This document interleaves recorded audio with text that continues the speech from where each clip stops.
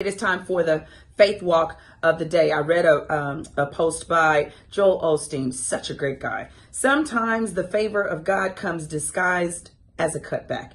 It takes maturity to distinguish between the enemy trying to stop you and the gardener at work. Too often we're discouraged over what God has ordained.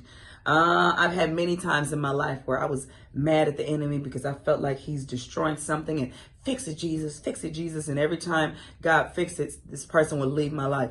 Fix it, Jesus, and this person would leave my life. And I was going, okay, well, let me stop inviting the devil in, because God, that clearly is not your will. Sometimes it's real hard to see, hard to understand, hard to get your heart wrapped around it, because you may feel like it's unfair and you feel like God fixing it means doing it my way. Fixing it means doing what I want, but that's not always the way he fixes things. Sometimes he has to remove some things before the blessing comes, before the favor looks like favor. Sometimes it doesn't always look like it, but you have to know how to rest and accept the will of God. Don't be stressed or overwhelmed, and don't allow yourself to get outside of yourself.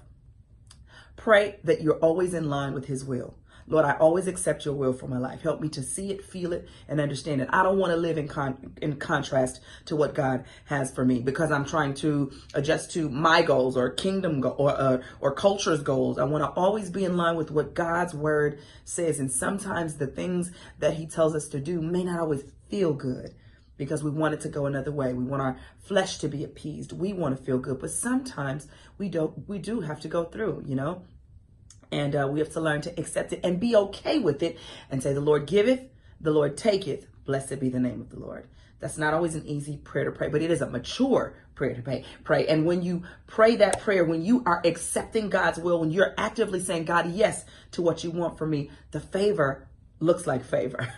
So make sure you're always in line with what God has for you. All right. That is my faith walk for the day, ladies and gentlemen.